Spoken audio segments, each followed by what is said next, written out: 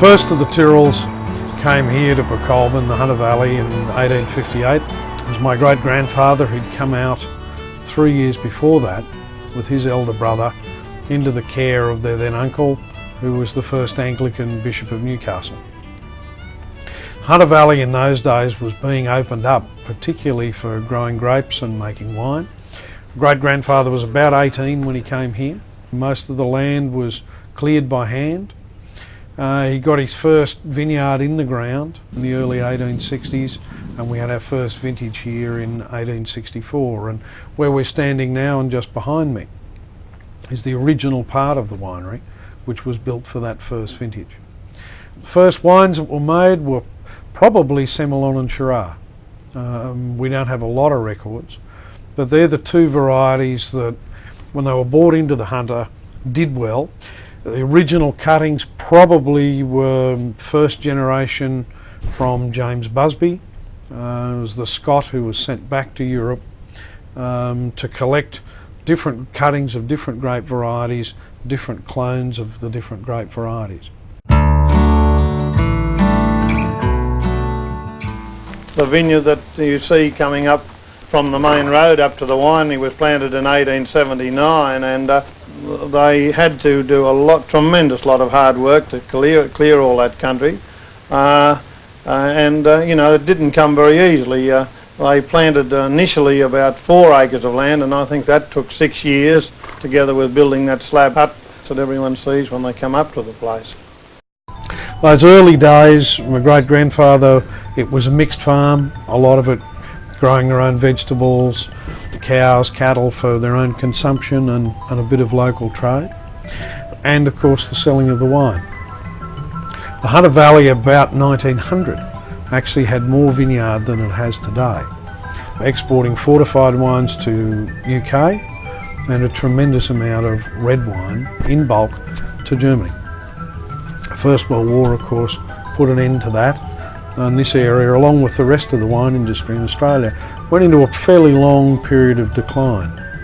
We survived probably on fortified wines, mostly because port and muscat was cheaper than beer. Beer was hard to get, and I suppose blast for your dollar. You were better off with a gallon jar of port than a few beers. Smaller casks here we've got up there to mature the special ports and muskets. I suppose it really started in the early 60s with people like Len Evans and Rudy Comon coming up to the winery and bringing with them good French white burgundies, and my father developed a great love of the flavour of those, and I think there was also a bit of, well, if the French can do it, we can do it as well, and do it better than them. And how did it turn out? Was it successful straight away? Well, it was with the public. The wine drinkers loved it. Wine shows, however, were just a little bit different. I remember we put the 73 into the Brisbane show, and it got 6 points out of 20, which is a bit less than a glass of petrol would get. And the head judge said to me, "This wine's either oxidised and volatile, or it's the greatest wine I've ever seen." This is where it all began.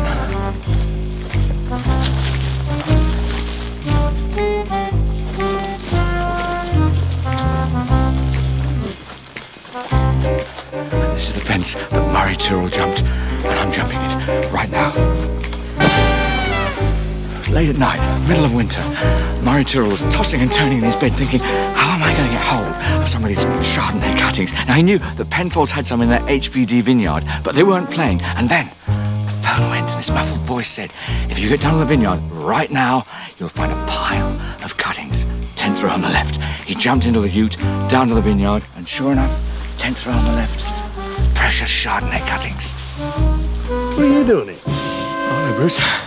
I was just telling a story about Murray and him being known as the father of Chardonnay. From the age of 7, as far as I can remember back, and we then at vintage time used to shovel the grapes up in the vat. We were put in the vat to shovel the grapes up the same as we're doing it now. To clean the casks, when the young wines are matured in the cask, they throw out a lot of crema tartar, and as you'll see, it adheres to the side of the cask, and we've got to get a man in there each year to chip out that crema tartar. And somebody gets in there? Oh yes, there's no trouble for anyone to get in there. I think I can even get in there, and you go in sideways as such, and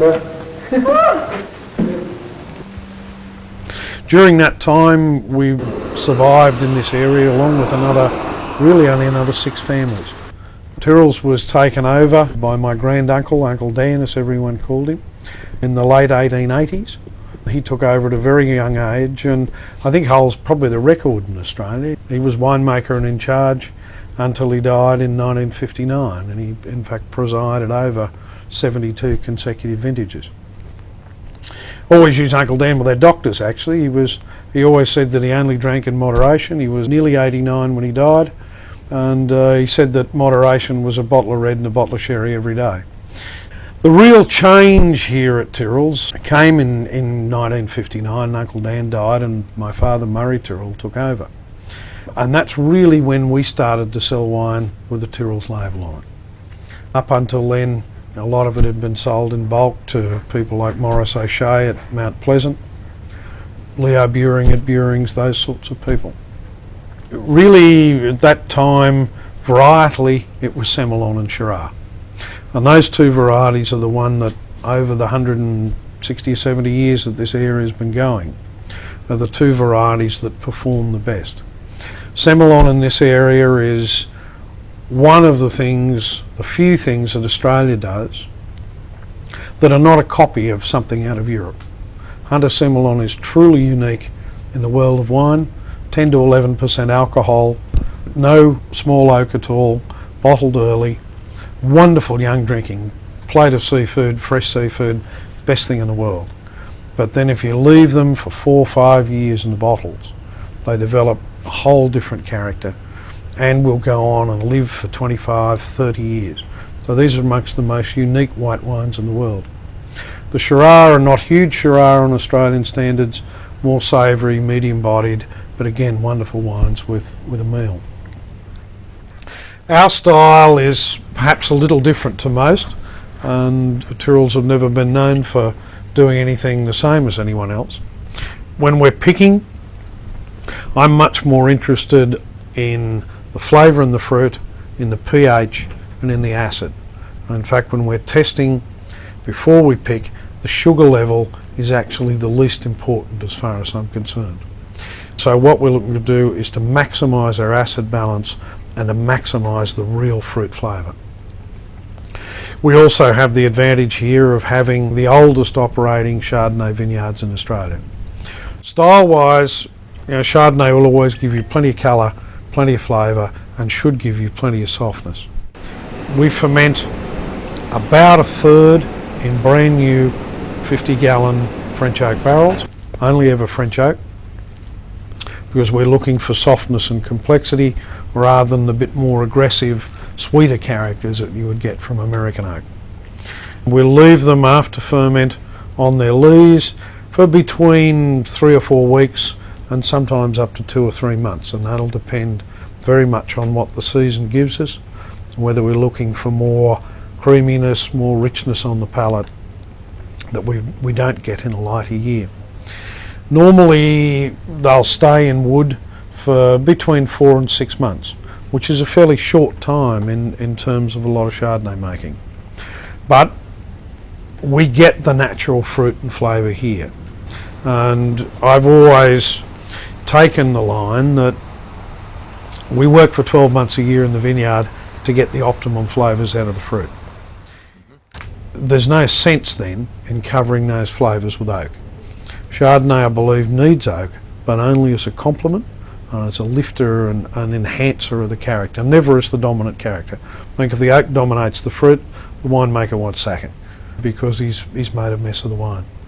So for us, the only other difference is we basically use no malolactic fermentation. That basically is a secondary process in winemaking, converts malic acid, which is greener, to lactic acid, which is a soft acid. That process will leave you in the wine with a butterscotch toffee character, but in changing the structure of the acid, can also leave the wine a bit oily, a bit greasy, a bit flat on the finish, and certainly shortens the ageability of the wine. Because our climate here, we get all the flavours, we can get a full palate, we actually don't need to do that. And so the Tyrrell Chardonnays, and it doesn't matter whether it's Vat 47, which is our top Chardonnay, or down to a $10 Chardonnay. You'll always get that freshness and cleanness and lift on the palate. Chardonnay is one of the varieties that really led the boom of Australian exports in the last 10 or 12 years. And a lot of that was because we could produce Chardonnay and a number of other varieties that were consistent and were good to drink. And that was the basis of Australian exports.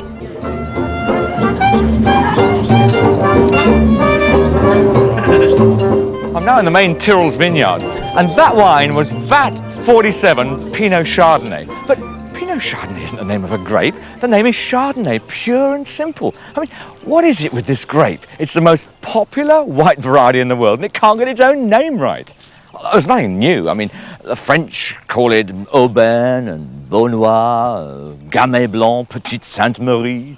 The Germans call it Weisser Klevner, Gelber, Weissburgunder. I mean, I've never come across a grape with more of an identity crisis. And where does it originate from? I mean, the French, of course, will say it's native to Burgundy. Well, maybe. But other people say it comes from the Caucasus, Syria, Lebanon, Cyprus.